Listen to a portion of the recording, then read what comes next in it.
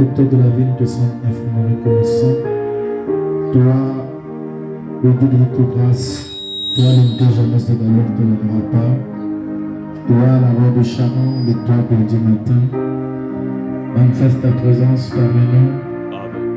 Donne-nous une réunion en ancienne moi ce soir. Prends-moi ce contrôle que je ne puisse pas m'exprimer, mais que le Saint-Esprit puisse s'exprimer, Père. Entre tes mains, je me consacre, je consacre l'Église en entier, je consacre chacun de nous. Ainsi, entre tes mains, je me remets une fois de plus. Bénis ta parole en toutes choses. Bénis ceux qui sont encore enchaînés en route. Il est écrit, Père, le pas de Jésus n'est pas pour ainsi, on le pas de tes enfants. Au nom de Jésus-Christ. Amen. Oui, Seigneur, bénis. Amen.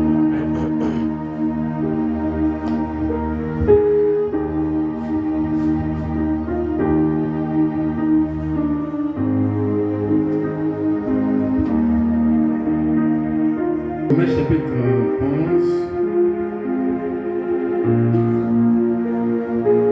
C'est le verset 25 là-bas, mais on va commencer depuis le verset 11.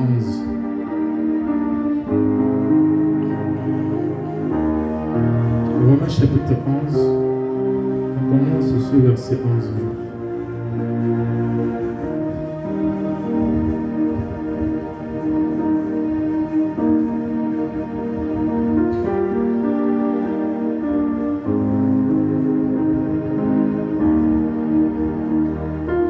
Je lis donc, est-ce que pour tomber qu'ils ont penché, loin de là, mais par leur chute, le salut est devenu accessible aux païens, afin qu'ils fussent excités à la jalousie. Or, si leur chute a été la richesse du monde et leur amoindrissement la richesse des païens, combien plus en sera-t-il ainsi quand ils se convertiront tous? Je vous le dis à vous, païens, en tant que je suis apôtre des païens, je glorifie mon ministère afin, s'il est possible, d'exciter la jalousie des ceux de ma race et d'en sauver quelques-uns. Car si leur rejet a été la réconciliation du monde, que sera leur réintégration, sinon une vie d'entre les morts? Or, si les premiers se sont saintes, la masse l'est aussi. Et si la racine est sainte, les branches l'est aussi. Mais si quelques-unes des branches ont été retranchées, et si toi qui étais un olivier sauvage, tu as été hanté à leur place, et rendu participant de la racine et de la graisse de l'olivier, et ne te glorifie pas aux dépens de ces branches. Si tu te glorifies, sache que ce n'est pas toi qui porte la racine, mais que c'est la racine qui te porte. Tu diras donc, les branches ont été retranchées afin que moi je fusse hanté. Cela est vrai. Elles ont été retranchées pour cause d'incrédulité. Et toi, tu subsistes par la foi. Ne t'adonne pas à l'orgueil, mais crains. Car si Dieu n'a pas épargné les branches naturelles, il ne t'épargnera pas non plus. Considère donc la bonté et la sévérité de Dieu. Sévérité envers ceux qui sont tombés et bonté de Dieu envers toi si tu demeures dans cette bonté. Autrement, tu seras aussi retranché. Et de même, s'il ne persiste pas dans l'incrédulité, il sera hanté, car Dieu est puissant pour les hanter de nouveau. Si toi tu as été coupé de l'olivier naturel sauvage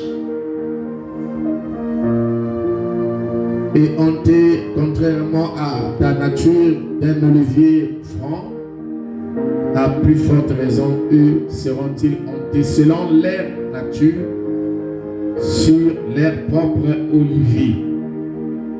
Car je ne veux pas, frère, que vous ignorez ce mystère, afin que vous ne vous regardiez point comme sages. C'est qu'une partie d'Israël est tombée dans l'endurcissement jusqu'à ce que la totalité des païens soit entrée. Payant.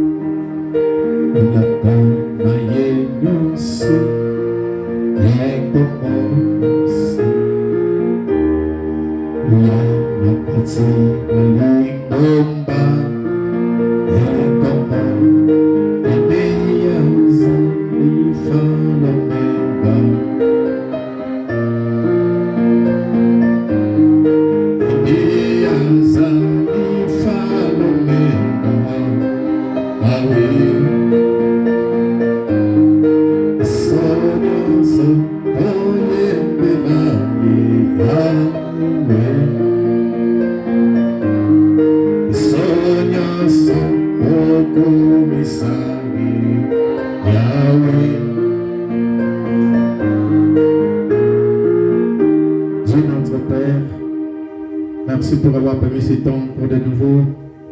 Nous sommes parmi nous, Seigneur, encore une fois de plus ta parole. Manifeste ta grâce, ta puissance, ta présence, ton feu et ta gloire, Seigneur. À qui irions-nous, ô Dieu notre Père, c'est toi qui as les paroles de la vie. Ainsi à toi, je consacre ce temps. Je prie que tu prennes la prééminence de jusqu'à la fin. Au nom de Jésus-Christ. Amen. Frère, l'esprit de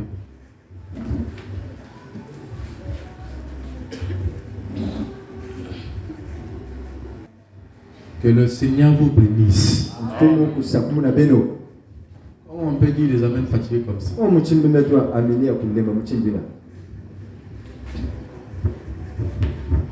Alors, nous allons par la grâce de Dieu continuer encore dans cette même lancée. Nous sommes en train de parler sur le mystère de l'aveuglement d'Israël.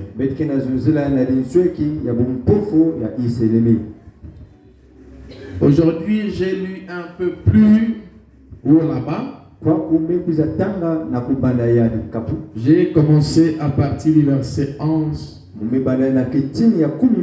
Parce que ce chapitre parle de ça. Amen. Amen. Alors au chapitre 3 qu'on vient de lire,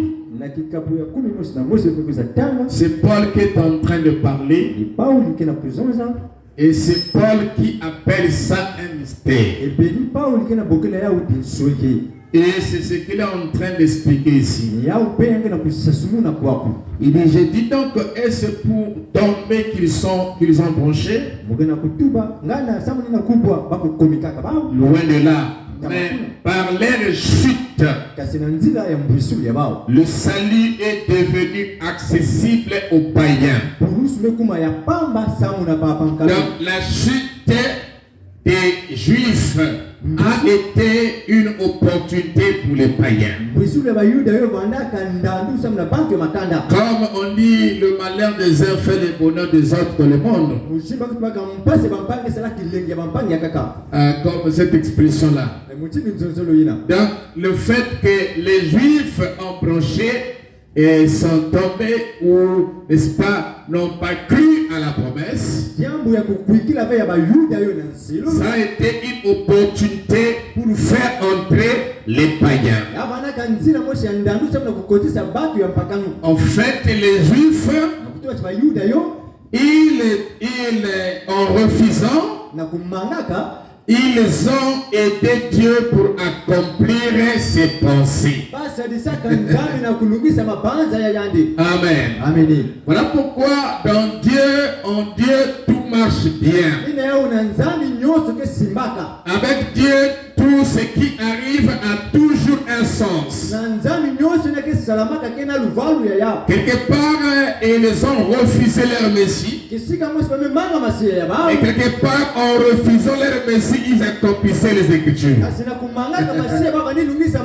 C'est vice versa. Amen. Donc, il fallait que ce peuple juif qui était un peuple d'alliance, qui était les fils d'Abraham, puisse tomber dans cette position pour permettre que Dieu puisse se tourner vers le monde entier. Donc, comme Jésus dit que Dieu a tant aimé le monde, il a donné son Fils unique, afin que quiconque croit en cela ne périsse pas, mais qu'il ait la vie éternelle. Cela ne pouvait pas s'accomplir si les Juifs ne rejetaient pas le Messie. Est-ce que quelqu'un m'entend? Donc, malgré que Jésus parle dans Jean chapitre 3,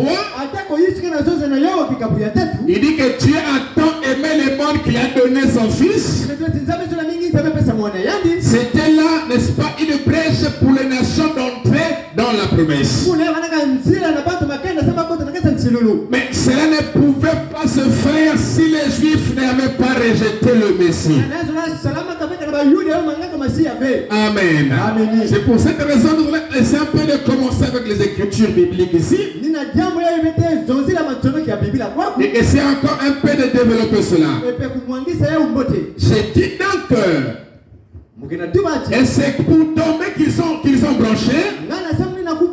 Loin de là. Mais par leur chute, le salut est devenu accessible aux païens, afin qu'ils fussent excités à la jalousie.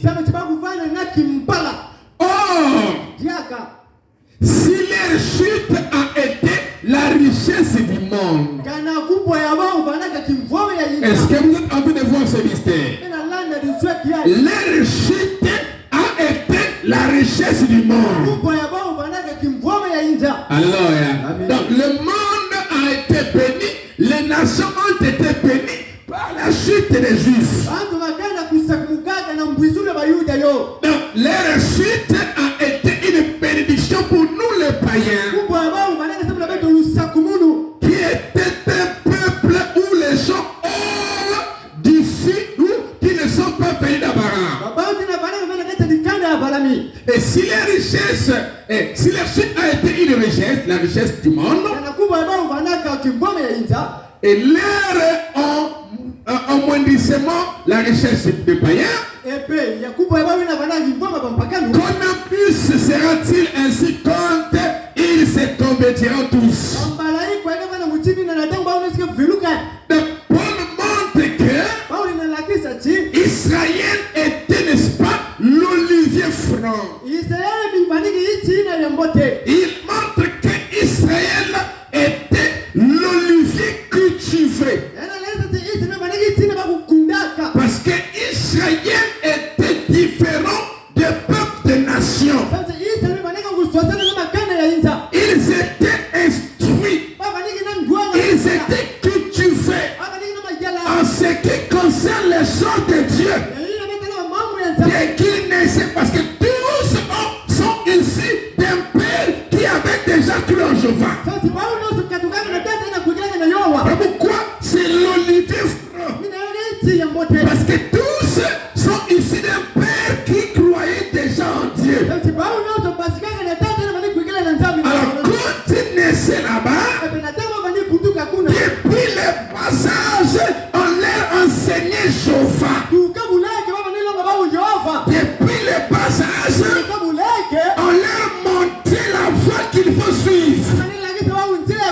C'est même ça le sens de l'écriture qui dit instruis ton enfant sur la voie qu'il doit suivre.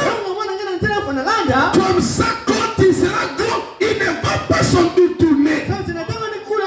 Cela ne pouvait pas s'appliquer aux païens, mais ça pouvait s'appliquer à Abraham.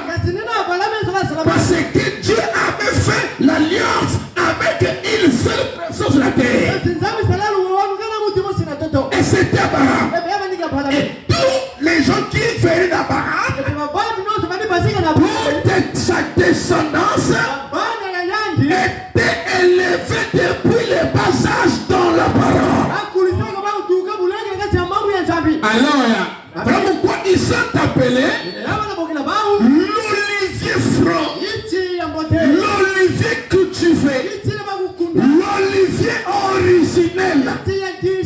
Alléluia. Mais Dieu ici les a aveuglés pour que ces nations puissent entrer. Donc Jésus meurt à la croix. Je me sens bien. Ils ont dit là-bas que son sang retombe sur nous et sur nos enfants. Ça c'était la première phase. La première phase. Ils l'ont rejeté. Et quand il est revenu sous la forme du Saint-Esprit, incarné dans les apôtres, là encore, il a été rejeté. Et c'est là où c'est que, dans la fin des apôtres, que l'évangile va se tourner vers ceux des nations. Écoutez l'apôtre Paul. Il dit, et voilà, il dit, je vous le dis à vous, païens, en tant que je suis apôtre des païens, il dit, je glorifie mon ministère afin s'il est possible d'exciter la jalousie de ceux de ma race et d'en sauver quelques-uns. Vous comprenez, non? J'en ai parlé dimanche. Car si les rejet a été la réconciliation du monde, car si les rejet a été la réconciliation du monde, donc le rejet des Juifs de faire la réconciliation du monde. C'est-à-dire que quand les Juifs rejettent le Messie, ça amène la réconciliation du monde. Le monde était ennemi avec Dieu, mais Dieu est descendu et a fait une alliance avec Abraham. Alléluia. Il dit Abraham, je vais te sauver, toi et ta postérité. Mais connais-tu que ceux qui ne sont pas postérité d'Abraham, Dieu est créateur de tout le monde. Il avait déjà prévu un plan pour tout le monde. Et quand il arrive là, les Juifs peuvent le rejeter pour donner accès à tout le monde d'entrer dans la promesse. Et notez que nous avons dit que les nations étaient symbolisées par Ephraïm. Et nous avons dit ceci, que les nations qui furent symbolisées par Ephraïm n'étaient pas tout le monde. Parce que Jésus n'est pas mort pour tout le monde. Mais c'était une catégorie prédestinée. C'était pas tout le monde qu'on voit. Mais c'est les hommes qui ont quelque chose en est prédestiné dans l'ordination. Il dit, afin que si c'est possible, car si les rejettent la réconciliation du monde, que sera leur intégration, sinon une vie d'entre les morts. Amen. C'est l'apôtre Paul qui parle ici. Vous voyez qu'il s'est présenté là comme l'apôtre des nations. Comme l'envoyé des nations. Amen. Amen. Alors, ici dans Acte, je crois, je pense noter ça ici. Dans Acte 13, 46.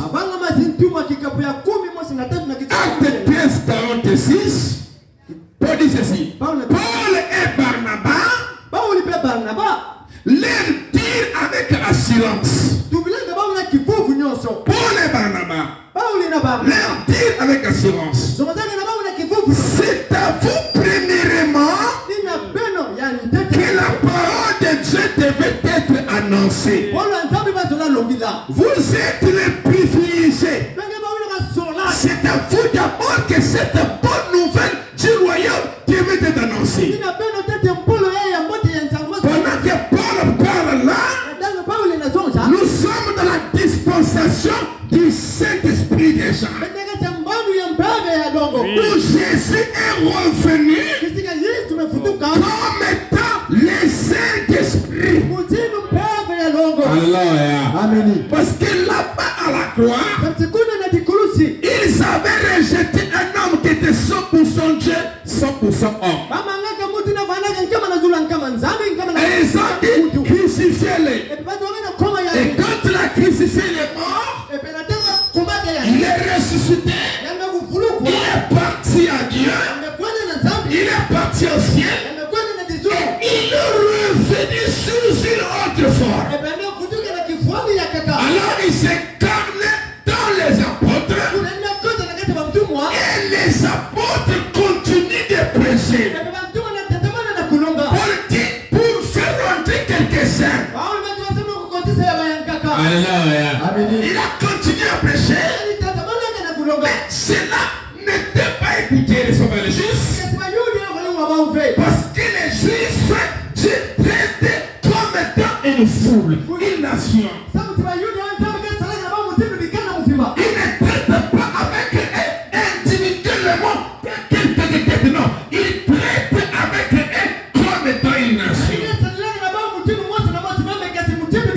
Comment ils étaient partis les faire sortir en Égypte, il n'y avait pas de problème d'individualité. Ils sont sortis d'après les 12 tribus. C'était tout Israël qui était sorti. C'est comme ça que Dieu traite avec eux d'après l'alliance de Père Abraham. Mais chez nous les nations, ils traitent dans l'individualité. Alors vous voyez que même là-bas, il y a des gens qui avaient pourtant cru. Mais Paul considère ça comme étant les juifs qui rejettent le Messie. Mais lui-même Paul qui parle, il est juif. Voilà. Il est juif. Jean est juif. Mais il dit que les juifs ont rejeté le Messie. La parole. Pourquoi? Parce qu'avec les juifs, ils traitent comme étant une nation. Mais pourquoi il dit que dans le même verset que le Paul de Romains chapitre 11, il a dit que par là-bas que tout Israël sera sauvé. Vous comprenez ça? Paul et Barnabas leur dirent avec assurance. C'est à vous premièrement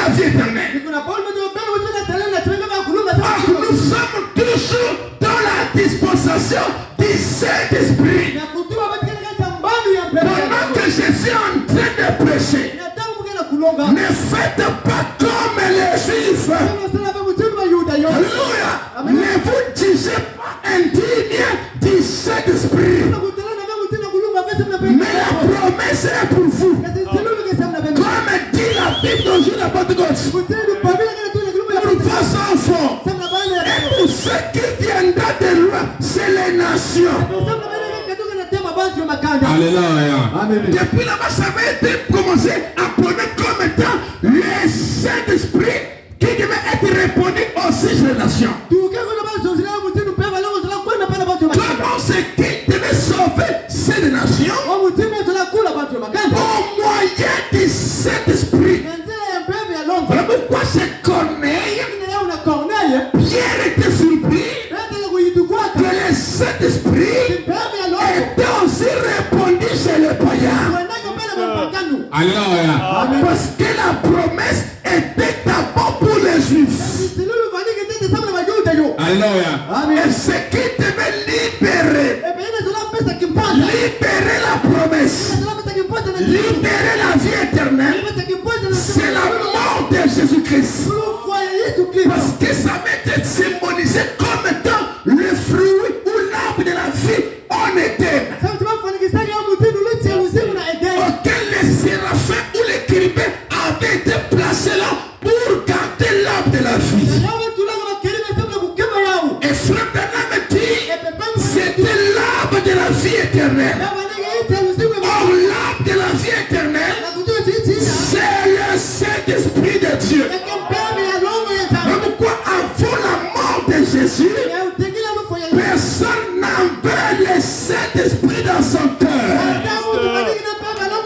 dans son âme, parce que la voix des chérubins était toujours bloquée, ou de la lame de vie était toujours bloquée par les chérubins,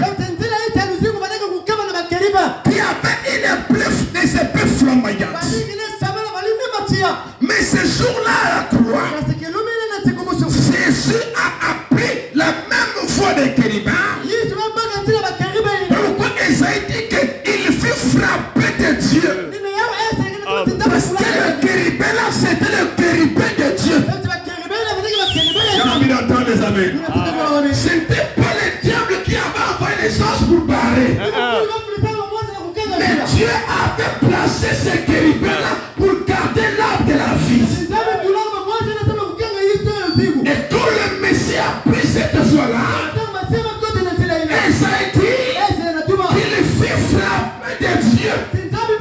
Dieu l'a frappé, l'épée de chérubin l'a touché et il est mort. Et quand il est mort, je me sens bien. Comme l'épée de chérubin était imbibée du sang, c'est ça que Dieu voulait pour ouvrir la voie. Pourquoi notre église s'appelle chemin ouvert? Dieu te bénisse. Est-ce que quelqu'un m'entend? Ici le salut est certain. On ne t'attend pas. La vie éternelle est certaine. Mais si vous vous jugez vous-même indigne du salut, Paul dit, voici, nous tournons vers les païens. Tournez, me dit, donnez le don. On donne le don. On comprend tous et toutes les nations. En donnant le don à Israël. C'était Dieu donnant le don à Israël. Et sa face était maintenant dirigée vers les nations. Oh, je me sens bien. Est-ce qu'on peut acclamer le Seigneur Jésus-Christ? Amen. Il dit, comme vous vous indigne la vie éternelle, voici nous tournons vers les païens. Et car ainsi nous l'avons donné le Seigneur, j'étais établi pour être la lumière des nations. Alléluia. Pour porter le salut jusqu'aux extrémités de la terre. Alléluia. Donc Paul montre maintenant que dans cette écriture, parce qu'avant Dieu travaillait par des limites, Dieu avait des frontières. Dieu travaillait qu'avec un seul peuple, dans un contexte donné.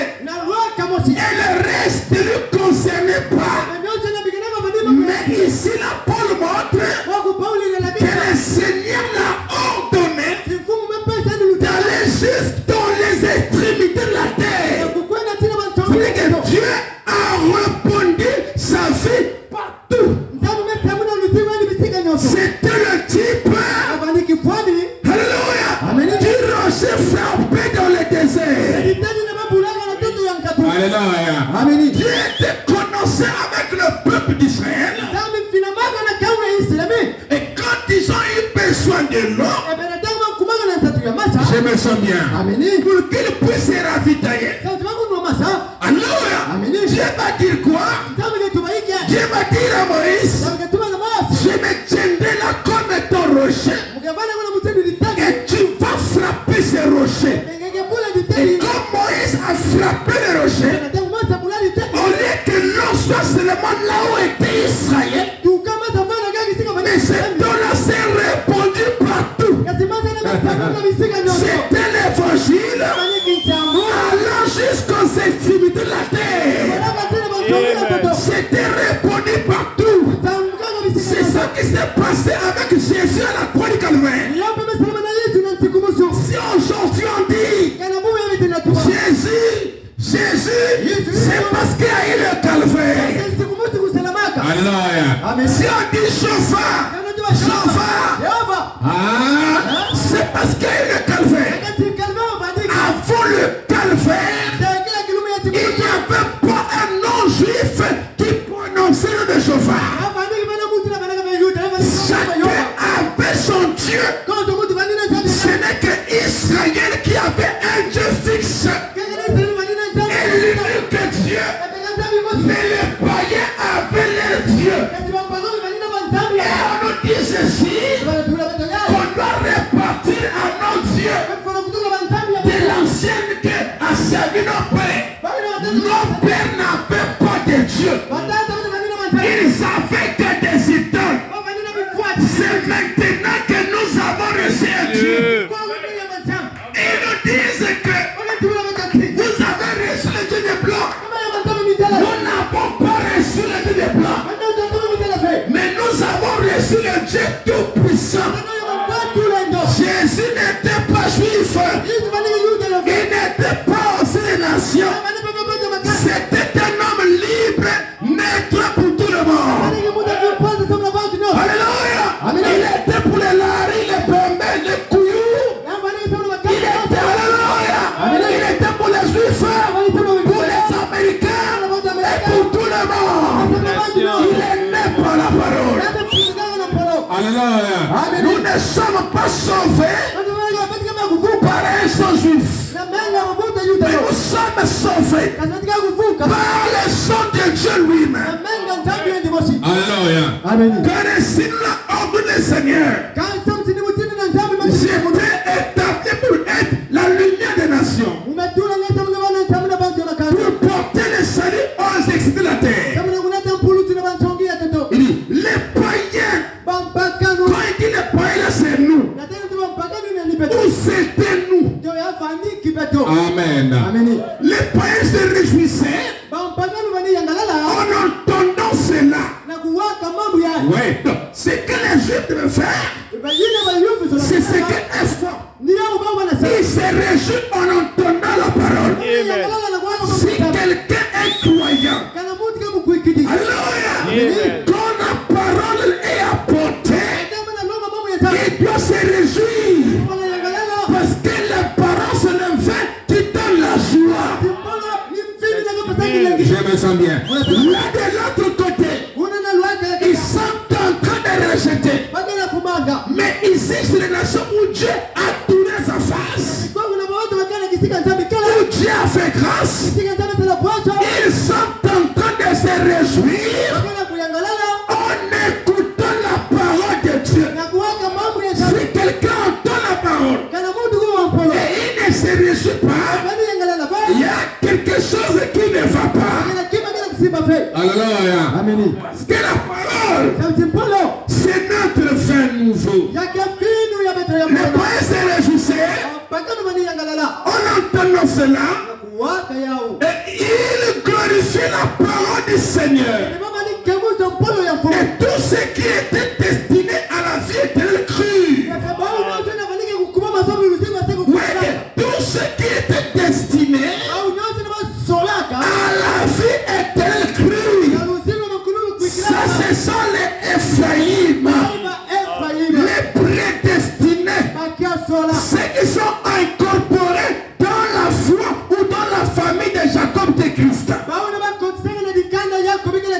Est-ce que quelqu'un m'entend? Au moyen de la sémence d'Abraham qui est Jésus. Alors ici dans la prochaine Jéhovah Jireh, j'ai fait 35 minutes, je n'ai pas lu une citation de Frère Branham.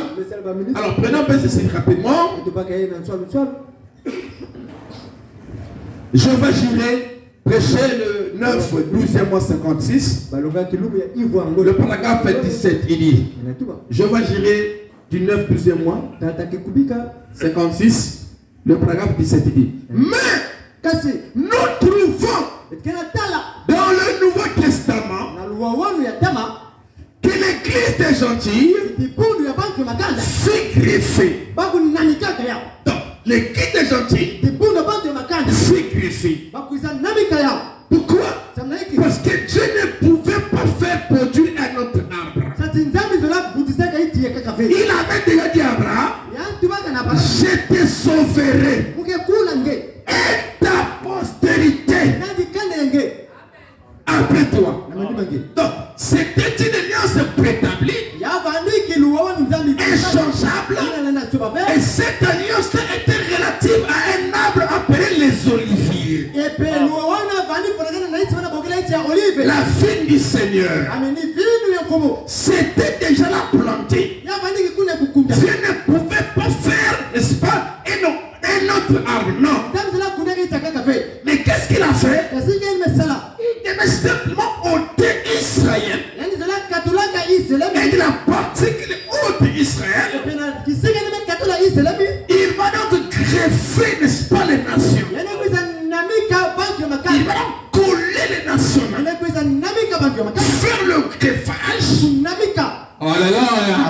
Et en ce temps-là, pour que les nations produisent ou reçoivent la même vie de Jéhovah qui est dans la vie. Mais la chose rare, c'est que ceux qui sont une nation, dans leur pratique de la raison de Jéhovah, n'ont pas le même dévouement qu'avec les Juifs. Même leur manière de donner à Dieu, je me sens bien. Ils n'ont pas le même dévouement. Même dans leur manière de payer les dîmes et les offrandes, ils n'ont pas le même dévouement. Même la manière de venir à l'église, ils n'ont pas le même dévouement.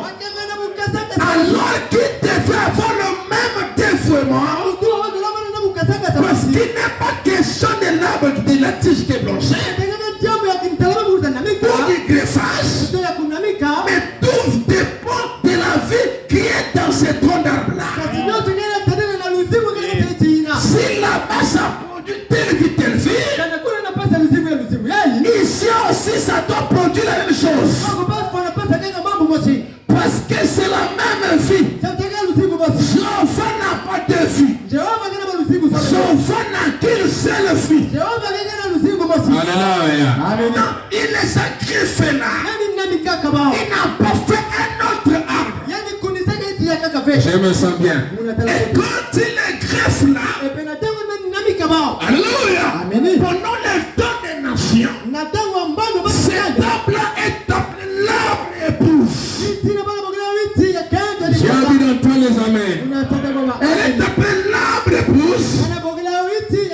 Pourquoi? Parce que quand les nations sont greffées là, c'est pour produire Asnat. Est-ce que quelqu'un m'entend? C'est pour produire Asnat, la femme de Joseph chez les nations. Dieu te bénisse. Jésus de l'autre côté ici, il a l'image de Joseph qui a été rejeté par les frères juifs. Je me sens bien. Quand il vient par une nation, comme étant celui qui a la vie, c'est pour qu'il s'allait avec une femme qu'on appelle l'épouse. Je me sens bien. Maintenant, il viendra un moment où quand tous de l'épouse vont entrer, vont s'y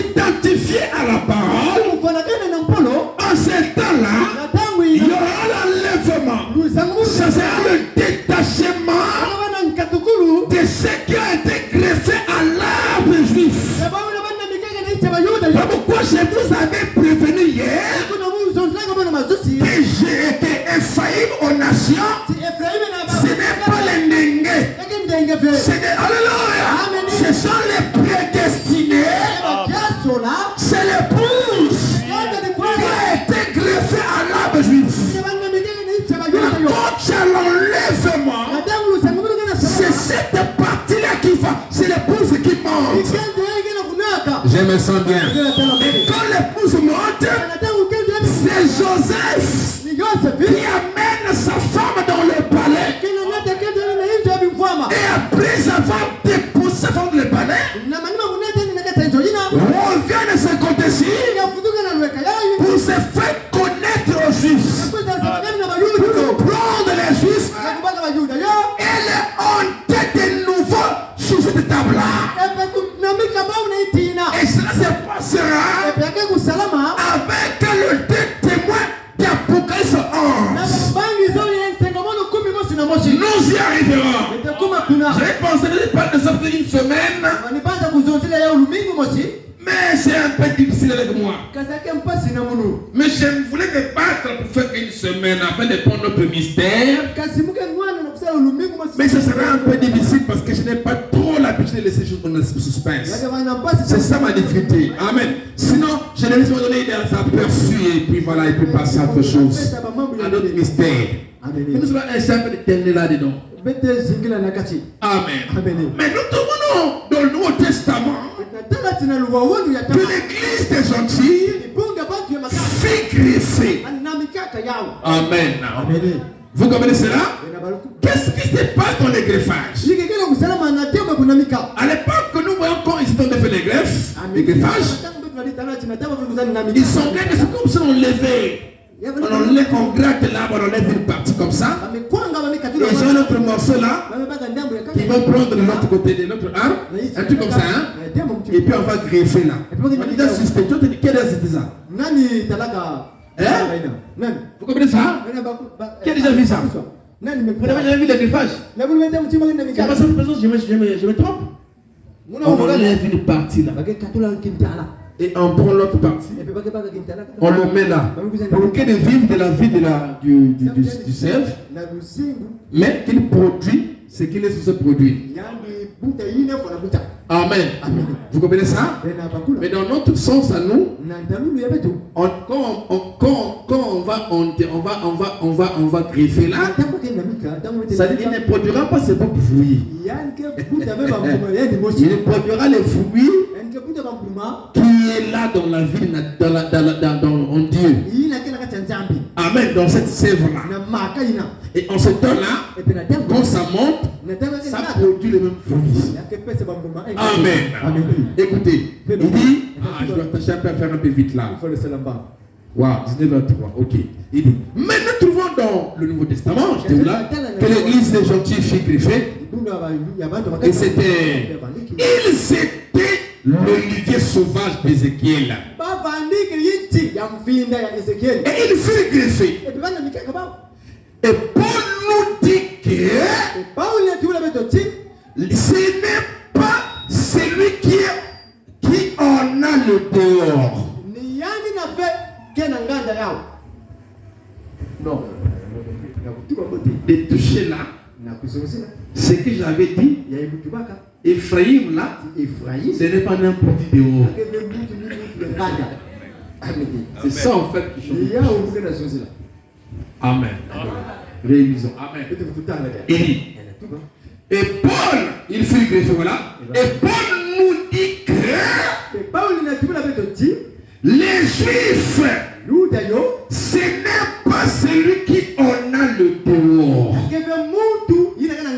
C'est-à-dire que les Juifs, ce n'est pas une forme du dehors. Mais les Juifs, c'est celui qui est de l'intérieur. Quand Paul introduit ça, quand Frère introduit ça, en parlant du greffage, il est en train de montrer en fait que ce qui se passe là, ce n'est pas la forme extérieure, c'est la forme intérieure. Parce que nous devenons fils d'Abraham par la mort de Jésus, mais pas extérieurement, c'est intérieurement. Donc, quand on arrive à l'intérieurement, ce n'est pas toutes les nations qui sont fils d'Abraham. Ce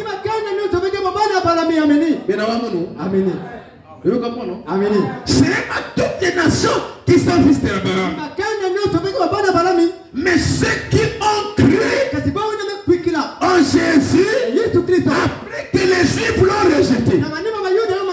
Donc si Ndenge croit en Jésus, alors il sera au sein de Moïse, fils d'Abraham.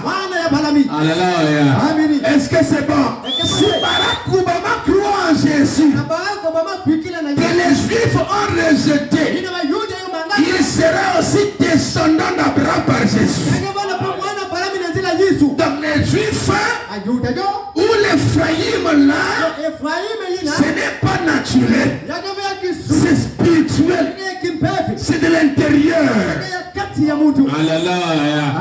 Donc voilà pourquoi tout celui qui a reçu cet esprit est un juif spirituellement parlant. On les a appelés juifs pour la première fois à Babylone. Comme seulement on nous appelle la première fois chrétiens à Antioche. Ils ont été appelés juifs à Babylone parce que les Babyloniens voyaient leur façon de vivre était différent avec les Babyloniens. Et ils ont dit, voici les Juifs. Et c'est parti comme ça. Sinon, ils étaient Israéliens. Est-ce que vous me comprenez? Alléluia. Mais il dit, mais Paul dit que les Juifs, ce n'est pas celui qui est en dehors, qui en a le dehors. Mais la postérité d'Abraham, c'est celui qui est intérieurement. Intérieurement. Écoutez, nous étant morts en Christ, nous inclinations. Nous étant morts en Christ, nous revêtons la nature de la postérité d'Abraham. La postérité d'Abraham, c'est Jésus. Abraham avait eu deux postérités, deux descendants. Alors, Isaac, la descendance d'Abraham naturellement. Donc, Isaac était une descendance limitée d'Abraham. Juste pour la concession des Juifs. Juste pour la Palestine. Mais Dieu avait promis à Abraham un autre fils dans laquelle sa concession n'était pas limitée. C'était illimité. C'était Jésus. Et vous voyez que l'autre enfant était le fils de la foi d'Abraham, qu'il a symbolisé avec Isaac dans le naturel, mais qui avait la vraie forme spirituelle. Parce qu'il a pris le fils naturel, il a amené à la montagne de Morija pour le tuer et lui donner un sacrifice. C'était le type de Dieu le Père qui devait prendre son propre fils et le tuer. Alléluia. Pour que cela produise une foi. Amen. Alléluia. Je me sens bien. Et quand il a pris Isaac, vous connaissez l'histoire. Dieu a dit ne touche pas à ton fils. Car j'ai compris que tu m'aimes. Sans la foi, personne ne peut être agréable à Dieu. Dieu l'a agréé. Dieu a compris qu'Abraham l'aimait. Mais Dieu avait promis à Abraham que sa postérité-là, spirituelle, le deuxième, qui ne pouvait pas être produit par le sexe, entre Abraham et Sarah, mais qui pouvait être produit sans le sexe rien que par la foi. Amen. Amen. C'est ce que je disais là. Quand le son s'ouvre, la Bible devient un nouveau livre. Une nouvelle Bible. Amen. Amen. Donc l'autre fils, qui ne peut pas être produit par le rapport sexuel, mais qui devait être produit par la foi d'Abraham. Alléluia. Donc, que le fils de la foi d'Abraham, c'est Jésus. Amen. Que Dieu lui a donné sans produire aucun effort. Il lui a donné une postérité. Abraham a même symbolisé l'histoire de la jeunesse. Alléluia. Où Adam avait deux semences. Abraham aussi avait deux semences. Alléluia. Des postérités qui devaient se multiplier. La première postérité d'Abraham naturelle qui devait se multiplier. Alléluia. C'était Isaac. Mais il devait se multiplier dans un contrée tourné. Ça c'est la semence naturelle. Alléluia. Par rapport sexuel. Mais il y avait une autre semence. C'est par la foi d'Abraham. Je me sens bien. La foi vient d'où? La foi vient de ce qu'on entend. Une autre semence qui allait venir par la parole. Et la semence là c'était Jésus. Je me sens bien. Alléluia. Et pendant que cette semence arrive, c'est par lui que Abraham devait avoir plusieurs enfants spirituellement, intérieurement. Et ces enfants-là devaient être comme Abraham, sans doute dans sa pensée. Un fou de chauffard. Même quand je vois des choses difficiles, Abraham croit. Cette foi-là devait être transitée. Alléluia. Manifestée par le fils d'Abraham qui est Jésus. C'est pour cette raison notre achat aime aujourd'hui William Arambana. Je me sens bien. Il a vécu la parole. Il a respecté Dieu. Il a cru Dieu comme Abraham de la jeunesse. Amen. Est-ce qu'on peut acclamer le Seigneur? Je vais dire un truc là, mais je vais m'arrêter là. On acclame le Seigneur. Vous voyez, je finis à 30. Écoutez. Merci Seigneur. Il dit, mais la postérité d'Abraham, c'est celui qui est l'intérieur. Nous étant morts en Christ, nous revêtons la nature de la postérité d'Abraham. Nous revêtons la nature de la postérité d'Abraham, du fils d'Abraham qui est Jésus. Vous comprenez ça? Vous comprenez ça? Est-ce que vous comprenez ça? Voilà pourquoi Jésus faisait tout ce que le Père lui disait de faire. Abraham aussi faisait tout ce que Dieu disait de faire. Parce que c'est le Père et le Fils. Est-ce que quelqu'un me comprend?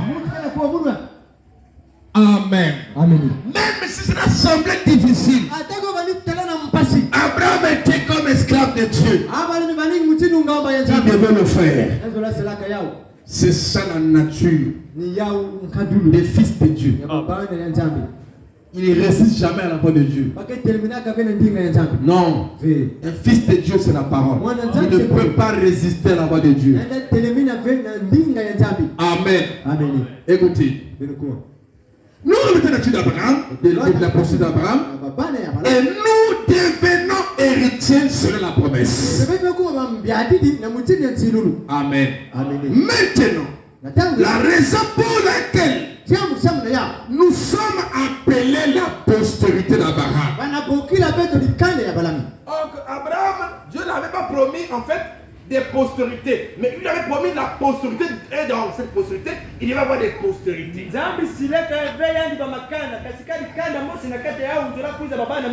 en ayant cette postérité-là, qui est Jésus, cette unique postérité, par son nom de mise, il devait avoir d'autres semences.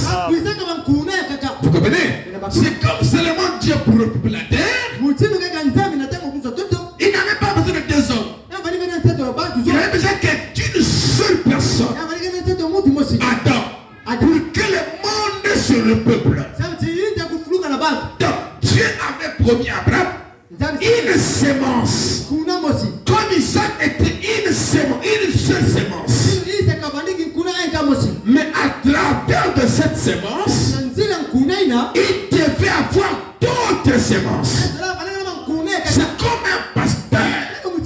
S'il a gagné une seule brebis, qu'il l'amène jusqu'au salut.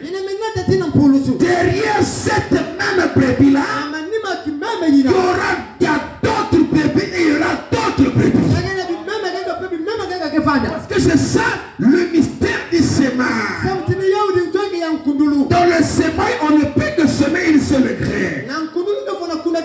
Mais pendant la reproduction, vous aurez d'autres graines. Je me sens bien. Il dit, voilà, c'est la postérité d'Abraham. Dans le naturel annonçait Isaac. La postérité d'Abraham dans le naturel annonçait Isaac. Et Isaac annonçait Christ. Donc, Abraham, Isaac était la postérité naturelle d'Abraham. Maintenant, Isaac annonçait une autre postérité. Il est en train d'annoncer Christ. Ce n'est pas Isaac qui pouvait se multiplier dans le monde entier. C'est impossible.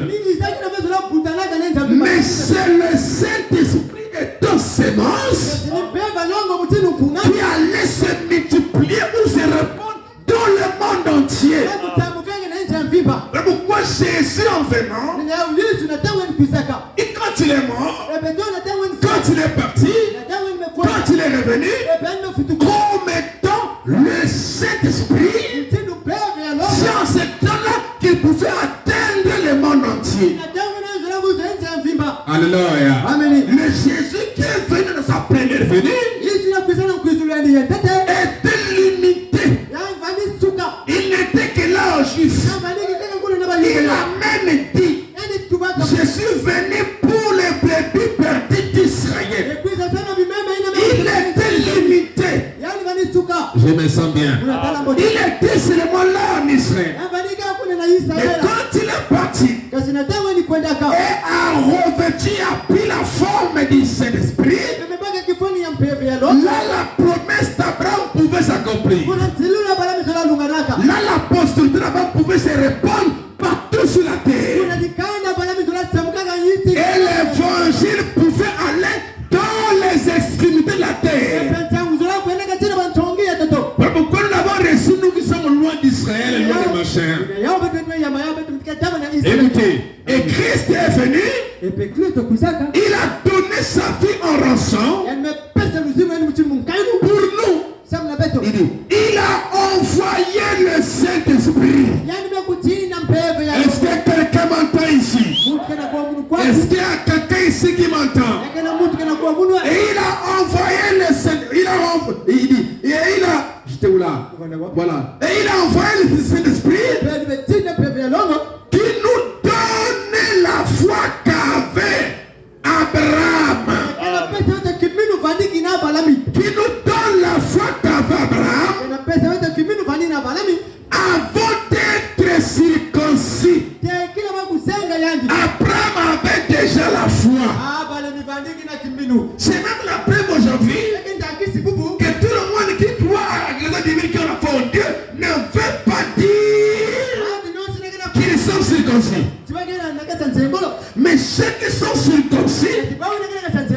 Alléluia. Ce sont ceux-là qui ont réellement la foi d'Abraham. Alléluia. Amen.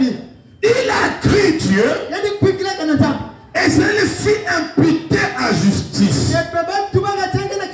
Et Dieu lui donna le signe de la circoncision. En guise de confirmation de sa foi, avait été reconnue. Non, sa foi avait été reconnue. Et il avait cette foi-là, il croyait en Dieu avant la circoncision. Donc il y a eu d'abord la foi en Dieu, et puis est venue la circoncision. Quelqu'un ne peut pas être circoncis, ce qui est le type du Saint-Esprit, qui est l'apostolité d'Abraham, s'il ne croit pas d'abord en Dieu. Vous voyez que la circoncision ici, avec Isaac, ont été naturels. Mais quand il promet le fils d'Abraham spirituel, la circoncision est toujours liée là. Ça devient le Saint-Esprit qui vient enlever la partie du monde qui aime le copine en toi. Est-ce que quelqu'un me comprend? Amen. Alors, je finis dans 8 minutes. Écoutez, quelle seule réponse rapidement? Non, je prends d'abord. Je prends quelle seule réponse? Bon, ok, je prends d'abord l'autre là. Je prends d'abord sur quelle seule réponse. Je crois que je vais finir par là. Quelle seule réponse du 2, 10e mois 57? Quelle seule réponse du 2, le 2 octobre? Octobre, non? 10e mois. C'est ça? Amen. 57, il dit. 482. Il dit, je crois réellement que l'enlèvement de l'église. Je ne finis pas la pensée. Ceci est mon opinion. Voyez-vous? Et si nous avions le temps, écoutez, je crois vraiment que les Juifs recevront Christ lors de sa seconde venue. Maintenant, rappelez-vous, afin que la personne puisse savoir ceci, c'est une réponse, non? Amen. Nos yeux ont été fermés, aveuglés, ou plutôt leurs yeux ont été aveuglés, afin que nous voyions. Amen. Donc leurs yeux ont été aveuglés afin que nous voyions. Ça veut dire que nous ne voyions pas avant. Nous étions aussi aveugles avant. On ne voyait pas. Est-ce que vous comprenez ça? Maintenant, leurs yeux ont été aveuglés pour que nous nous voyions. Qu'est-ce qu'on va voir? Voir qui signifie comprendre. Saisir la rédemption. Saisir qui est Jésus. Saisir pourquoi il est mort. Saisir ce qu'il attend de toi. Ce qu'il attend de nous. Amen. Il dit, pour que nous voyions, tous les savent. Les Écritures en parlent. Et c'est vrai, Paul nous dit que nous avons été aveuglés, que les Juifs ont été aveuglés, afin que vous receviez Christ. Et qui a aveuglé les Juifs? Ce n'est pas Satan, c'est Dieu lui-même. C'est Dieu lui-même qui a aveuglé les Juifs. Pour qu'ils ne voient pas, pour qu'ils ne comprennent pas, c'était la volonté de Dieu. Amen. Écoutez, il dit que les Juifs ont été aveuglés afin que nous recevons Christ. Voyez-vous? Il dit, et nous sommes l'olivier sauvage. Hein? Nous sommes l'olivier sauvage. Donc nous n'étions pas l'olivier cultivé. Mais nous étions l'olivier sauvage. Sauvage comment? Sauvage à l'égard de la parole. C'est comme lorsque vous êtes les mondes. Vous êtes des sauvages. Certains peuvent sortir avec 2-3 garçons du cou. C'est des sauvages à l'égard de la parole du Seigneur. Mais eux, ils étaient l'olivier franc, l'olivier cultivé. Vous comprenez ça? Ils avaient été élevés en cheval, comme je l'ai dit au début. Mais nous étions élevés dans le Nkoulou. Voilà pourquoi il y a des gens ici, jusqu'à maintenant, ils ont des câbles sur l'oreille ici. Pourquoi? Parce qu'on a dit dans le Nkoulou, quand tu mets les câbles, ça fait ceci. Ce sont des dieux. Vous continuez encore d'être les païens. Tout ce que Dieu a voulu que l'homme ou la femme soit, il avait déjà fait cette femme-là comme ça. Oh non, on doit mettre ça. Ça nous dit le ghetto, pour arranger le rêve, je ne sais pas comment. C'est un mensonge diabolique. Parce que toutes ces choses-là auxquelles vous croyez là, qui est contraire à la parole, vous rend sauvage à l'égard de la parole de Dieu. Parce que ces choses-là ne peuvent pas amener un changement en vous. Même quand quelqu'un te dira, moi j'étais comme ça, mais quand on m'a posé ici, je dois te voir ça. Ce n'est pas ça, c'est ta foi qui t'a amené là. Nous sommes les gens déjà enseignés. Amen. Ces choses-là, c'est de n'importe quoi. Nous ne sommes pas des sauvages.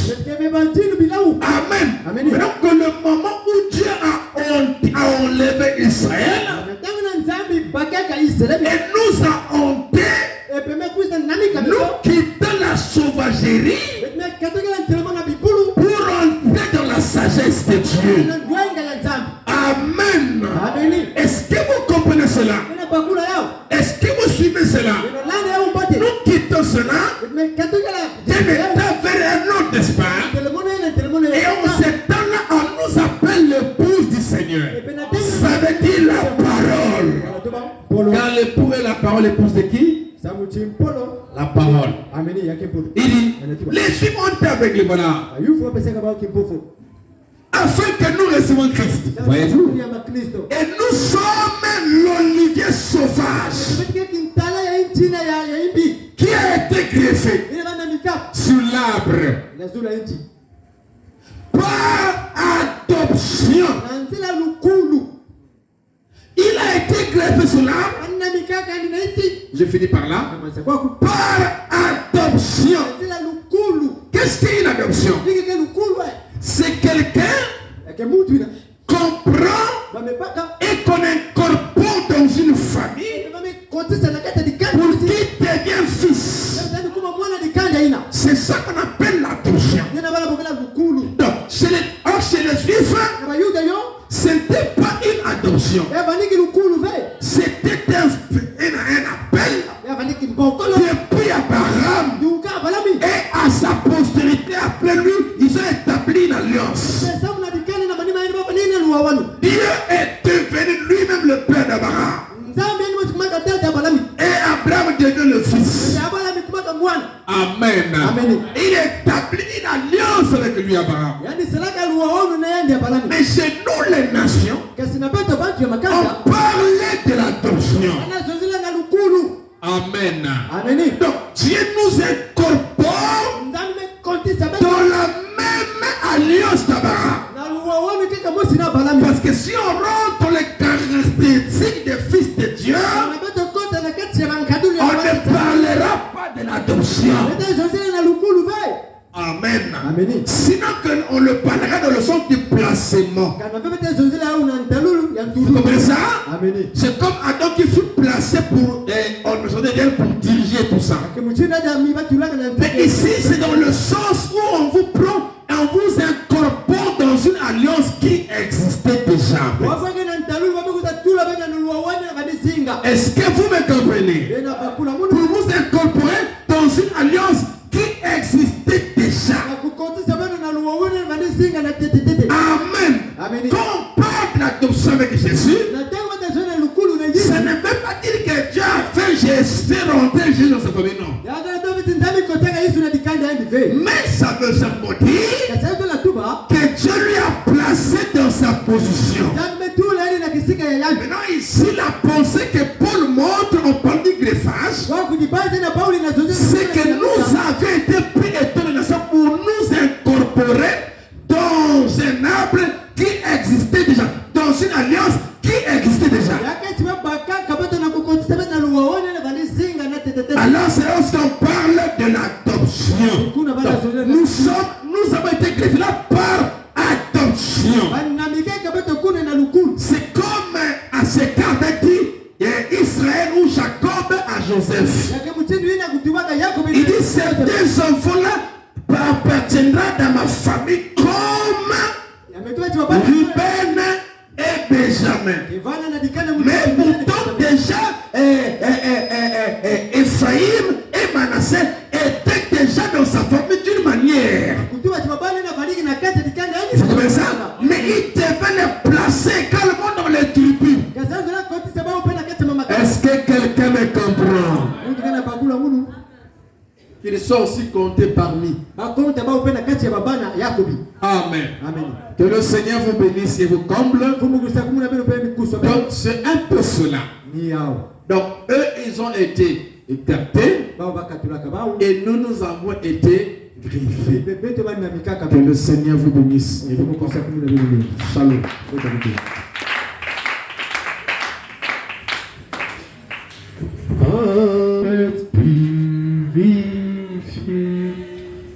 Dans le sang fut appliqué à mon cœur, alléluia.